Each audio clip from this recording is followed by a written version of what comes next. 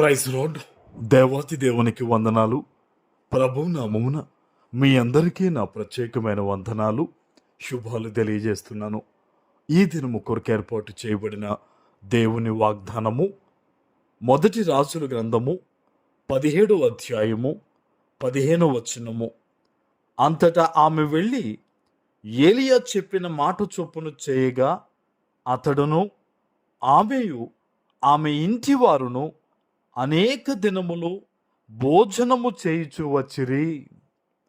దేవుని నామానికి మహిమ కలుగునుగాక.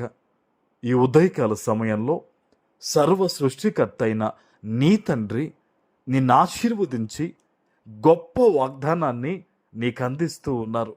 హల్లెలూయా. ఆనాడు ఈ సారేపతను ఊరిలో విధవరాలు, పాపం ఆమెకొక్కడే కుమారుడు, కరువు వచ్చింది.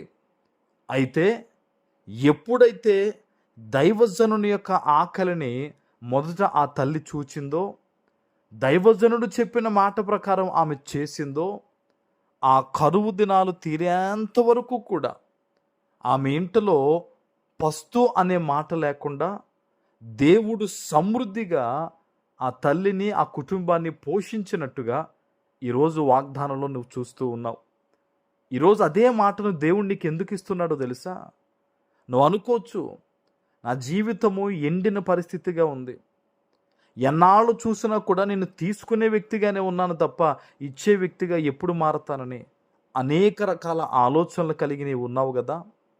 దేవుడు నీతో మాట్లాడుతున్న మాటను అర్థం చేసుకో. ఈరోజు భయంకరమైన కరువు ఉన్నప్పటికీ కూడా ఆ కుటుంబం ఎలాగ దేవుని యొక్క కృపతో సమృద్ధిగా వారు భోజనం చేయగలిగారు?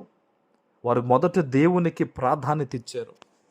ఈరోజు ఈ వాగ్దానాన్ని ఎక్కడి నుంచి నువ్వు వింటూ ఉన్నావో, నీ కుటుంబంలో ఆత్మీయ సమృద్ధి లేదా?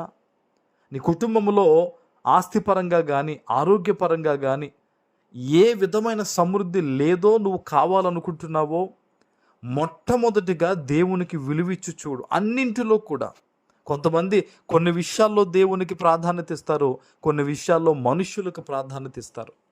కానీ నీవు అన్నింటా దీవించబడాలంటే, కరువులో లేమిలో కూడా నీవు సమృద్ధిని చూడాలంటే, నీవు అనేక మందికి పెట్టే స్థితిలోకి వెళ్ళాలంటే అన్ని విషయాల్లో కూడా నువ్వు దేవుణ్ణి మొదట పెట్టు.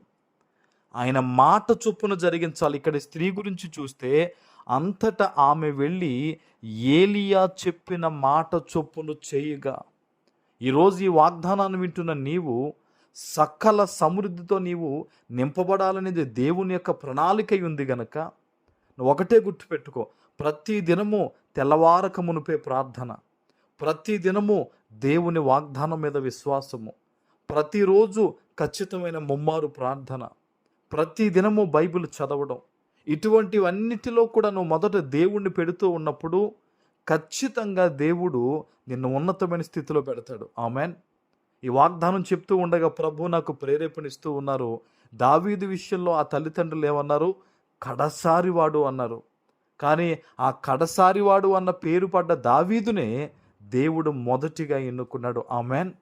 ఈరోజు నీ జీవితంలో కూడా నేను ఎన్నిక లేని వ్యక్తిని నువ్వు అనుకుంటున్నావు, కానీ ప్రభు ప్రేరేపణతో చెప్తున్నాను, దేవుడు నిన్ను ఆశీర్వదించబోతూ ఉన్నాడు.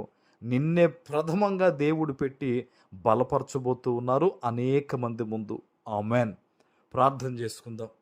పరిశుద్ధుడా, ప్రేమ కలిగిన తండ్రి, మీకు వందనాలు. ఈ ఉదయకాల సమయంలో మీరు ఇచ్చిన ఈ గొప్ప వాగ్దానము ప్రతి బిడ్డ జీవితంలో నెరవేర్చి స్థిరపరచమని యేసు నామమున ప్రార్థిస్తున్నాను తండ్రి. ఆమెన్.